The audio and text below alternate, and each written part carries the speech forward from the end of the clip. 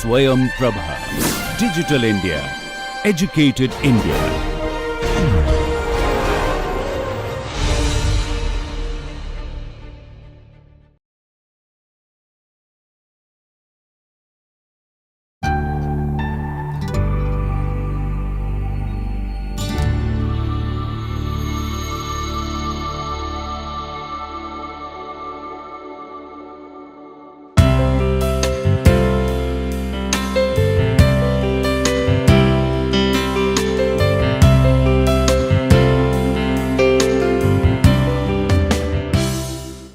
Dear students, environmental regulation topic was in discussion. I explained environmental standards like ambient standards, emission standards. In this lecture, you will study about technology standards. So, these are the three key environmental standards: ambient standards, emission standards and technology standards. Technology standards are very frequently used by the government to regulate the environment. Under the command and control system, the regulator can direct the polluters to use specific technology or techniques or production practices or design or process for achieving the environmental targets and then periodically monitor the compliance. So, under technology standards, the government can direct the companies to use the specific technology or to use the specific techniques of production or to use the specific practice of production or a specific design, and then through the government's regulatory mechanism, the government actually monitor whether that technology is used or not, or the order is compliant or not. These technology standards are actually based on the knowledge of what can be achieved with current equipment and practices. As I discussed earlier, under this technology standard system, government may recruit technologists, engineers. They can understand the available technologies to produce a particular product and then set the standards that if a new technology is available in the market, that technology can be set as a standard and companies are asked to use that particular technology, device, equipment, etc. And if any company is not following that given technology, then company can be punished under the command and control system. These standards would compel the polluting firms to use a particular pollution control technology such as installing scrubber on smokestacks. It is easy to monitor as the inspector could simply observe whether or not equipment has been installed. So, this technology standard as an instrument of regulating the environment is easy to monitor. So, the regulator can easily see whether the specific equipment has been used or not. So, inspectors can periodically visit the firm and try to understand whether the order is complied or not. In technology standards, no scope for any other cost effective measures to achieve the same environmental target.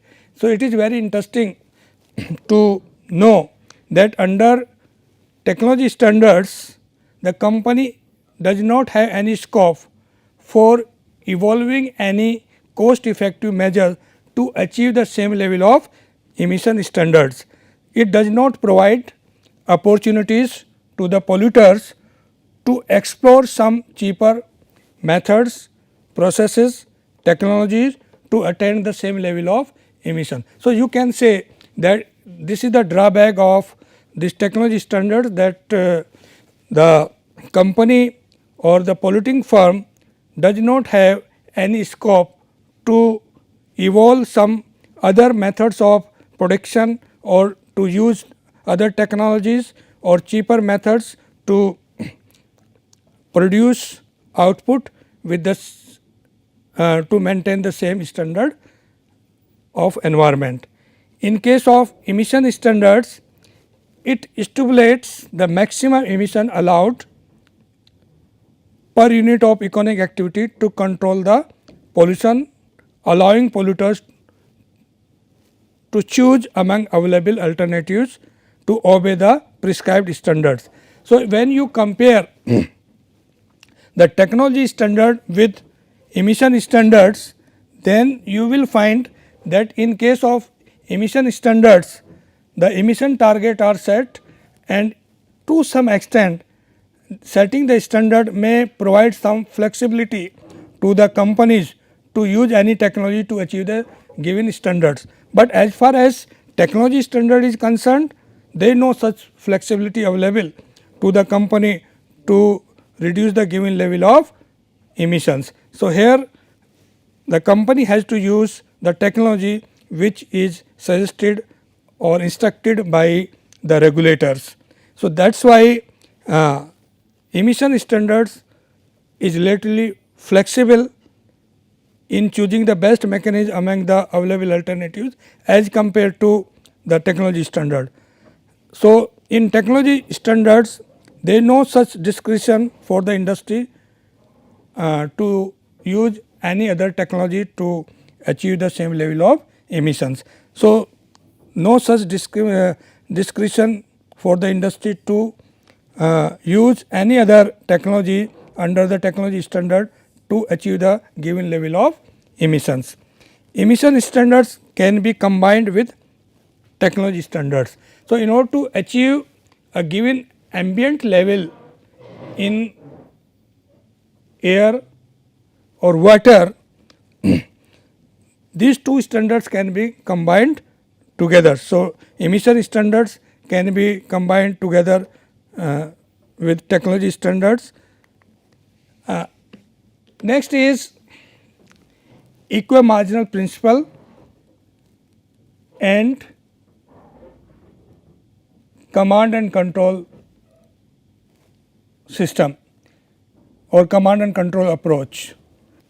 One of the major issues related to command and control system is that equimarginal principle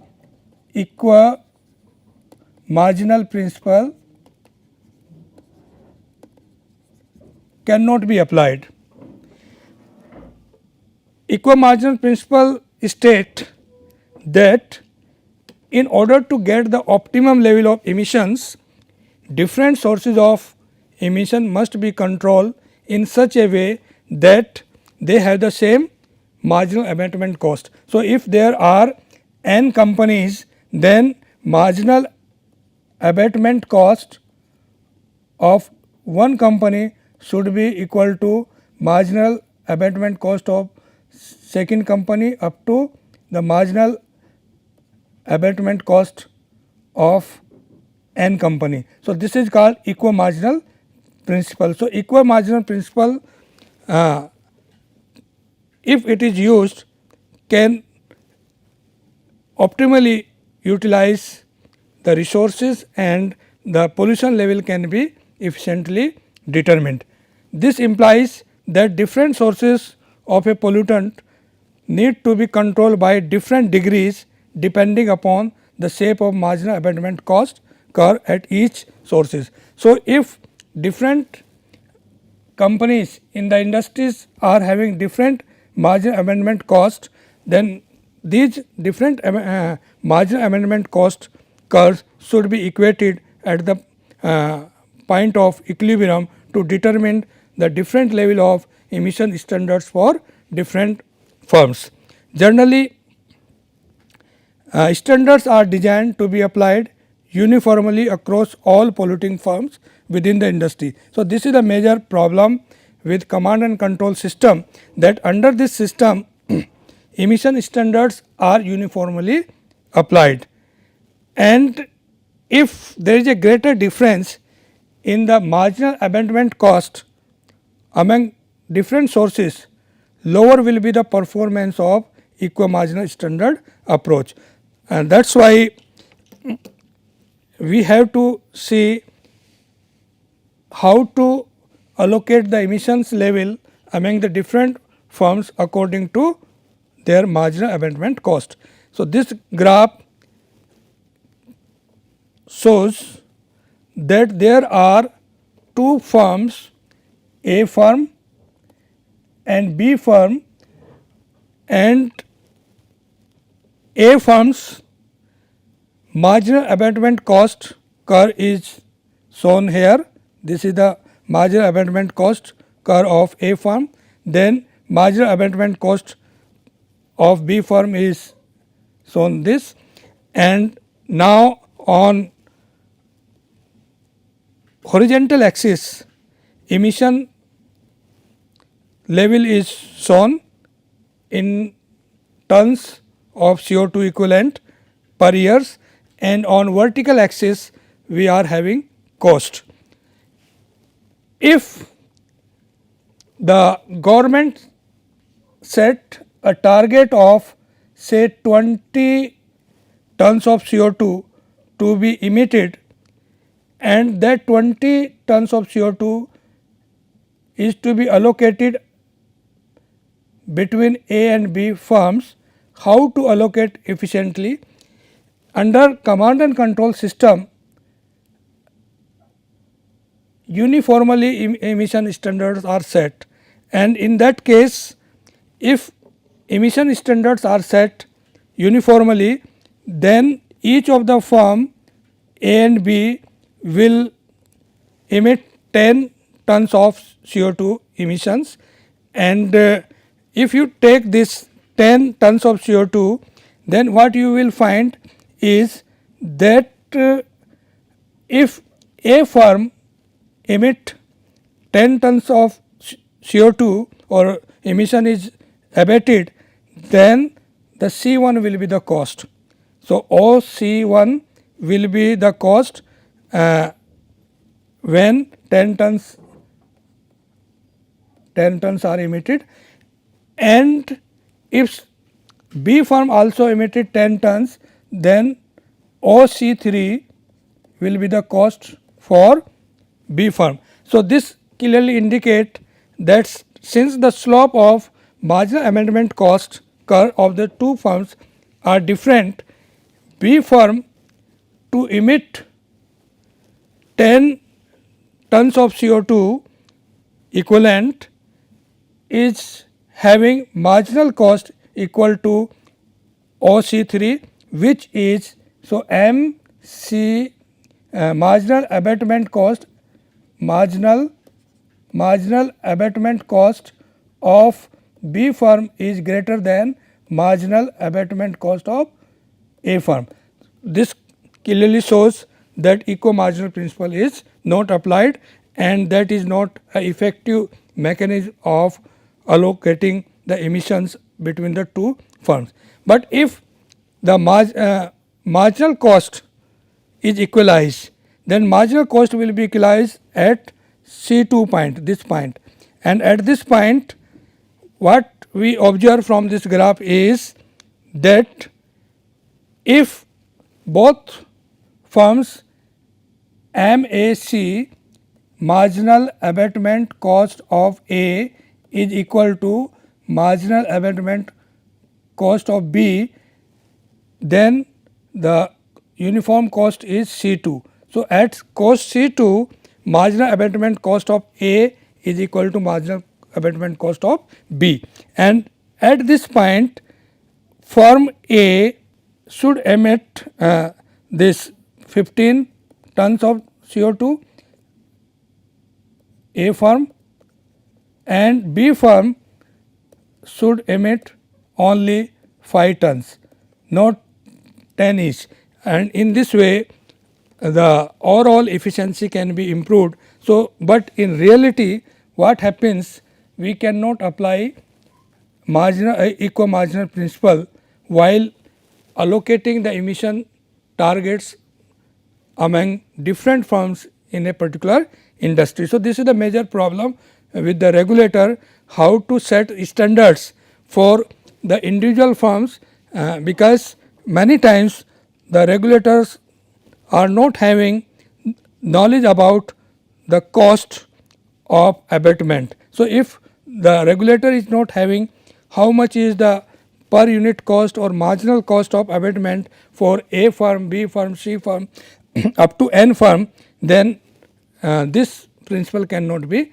applied. So, it is very difficult to apply eco marginal principle under command and control system, and this is the major flaws or drawbacks or limitation of introducing command and control system to regulate the environment.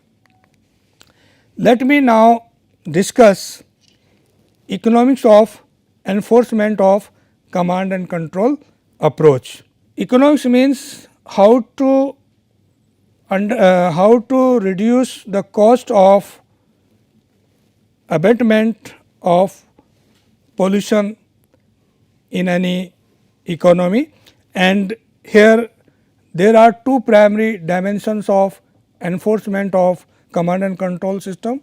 One is monitoring, how to monitor the system, and sanctioning means how to impose penalties, etc. So, here we can take marginal abatement cost, that is the cost of one additional unit of emission abated, while marginal penalty cost, marginal penalty cost represents the expected penalties that the firm face for violating an emission standard.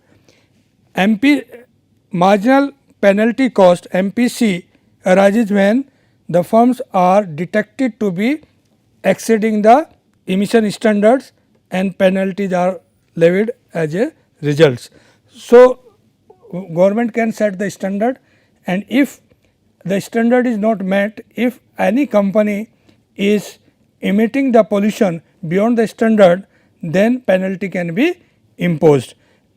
Marginal penalty cost will be 0 if emission is less than, marginal penalty cost will be 0 if emission is less than set standard. So, if we set the standard, a particular standard, and if standard is met, then there is no need to spend money or there would be no need to give the penalty. So, penalty cost will be 0. Marginal penalty cost would increase as the size of violation increases. So, as we violate the rules or we do not comply the standards, then marginal penalty cost will increase. I can explain it with a simple diagram. Let me take, this is on vertical axis, we take marginal abatement cost and marginal penalty cost. Both costs are measured, and emission level is taken on x axis. Here we can take, this is the marginal abatement cost curve.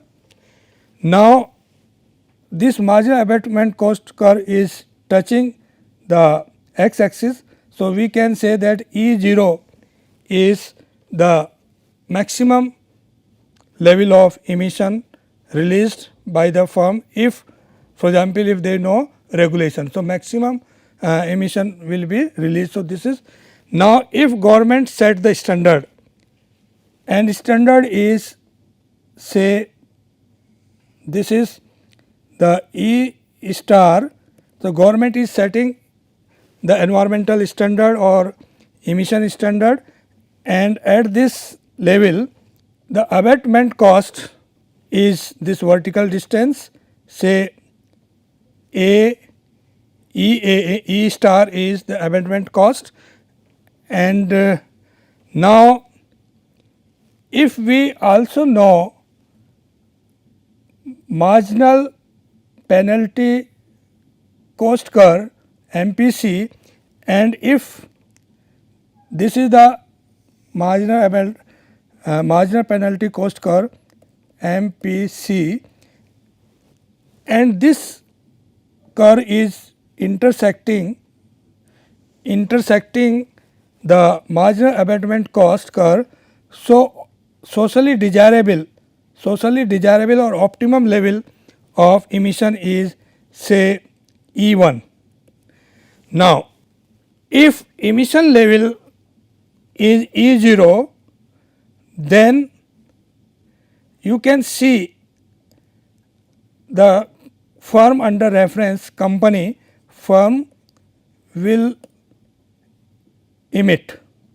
So, if emission level is at E0, because at E0 or the MPC is much higher, you can see at this point MPC or penalty is much higher than the cost of abatement. So, since at this point cost of abatement, this marginal abatement cost is lower than MPC at point E0. So, company will or polluters will comply the order and will emit this instead of paying the penalties. And up to E1, since at E1 marginal abatement cost is equal to marginal penalty cost. So, up to E1 the company will comply the order or will feel it economically relevant or economically more useful to abate the pollution rather than paying the penalty. But if pollution level goes to E star, that is the standard, at this point what happens, the company now will not be able to comply E star E1 portion of the emission. Instead of emitting it, the company would prefer to pay the penalty, because at this point at E star you can see that the marginal cost of abatement is higher than the marginal penalty cost. So, that is why E standard at if standard is OE star, at this point company would prefer to pay the penalty rather than to emit. And this is very interesting things. I can simply cite an example, recent example of Motor Vehicle Act.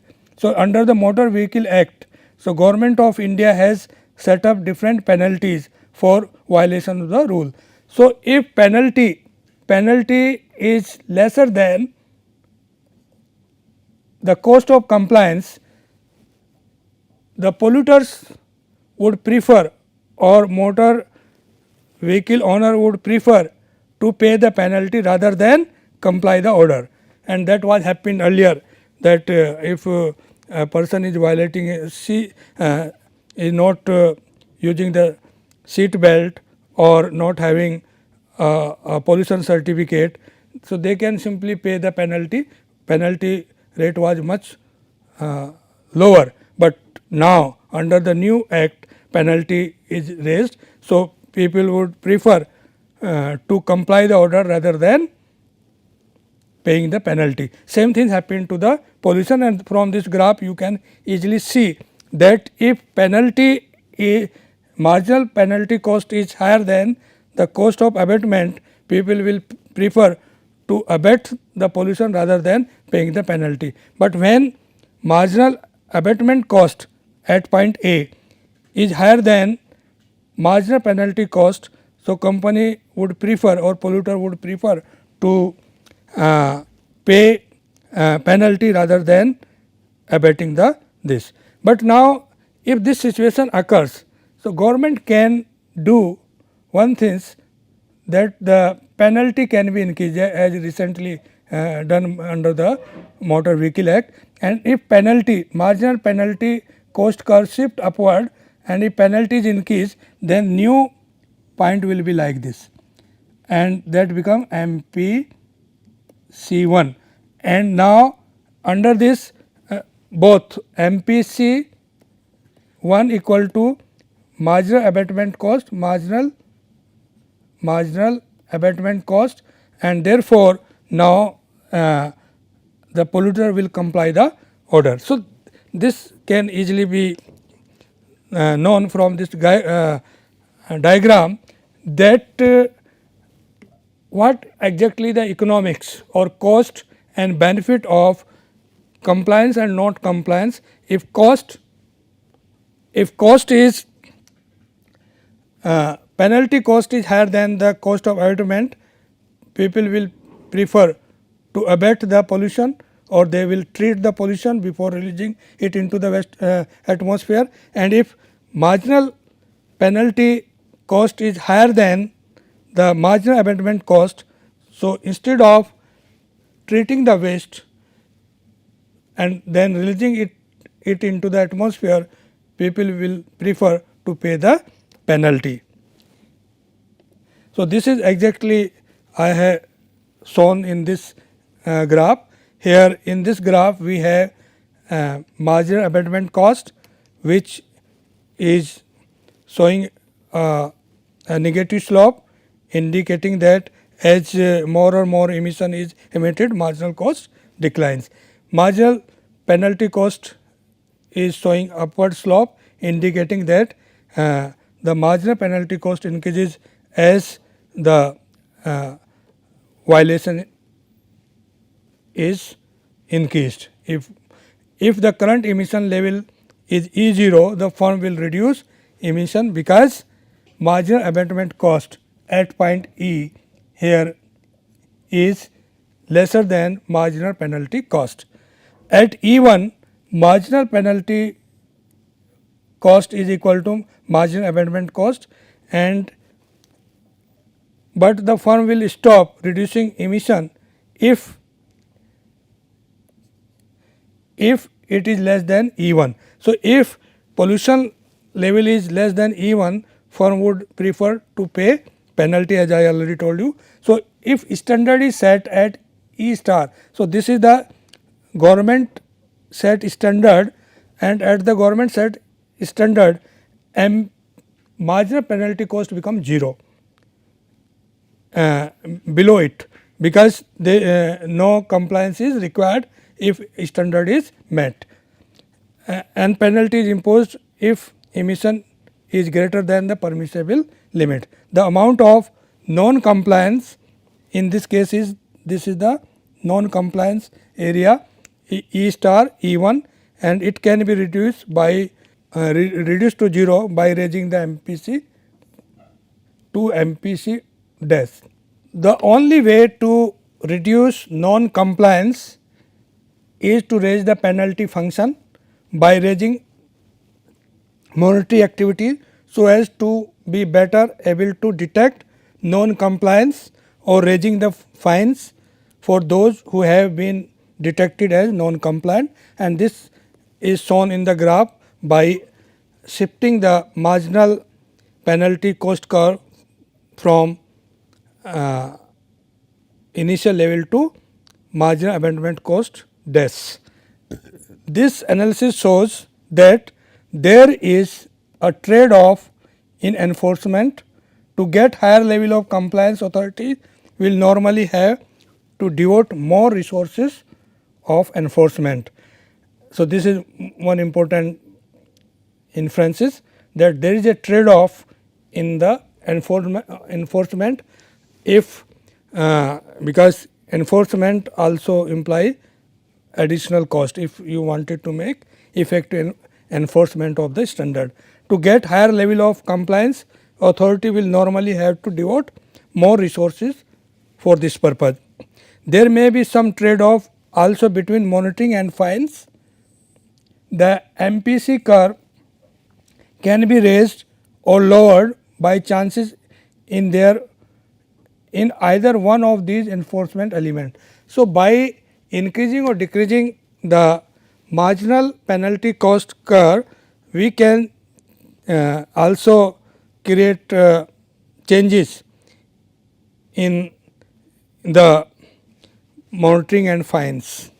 Let me now sum up the topic. Command and control basically involves setting 3 types of standards which have been explained in this lecture and the preceding lecture: ambient standard, emission standards and technology standards.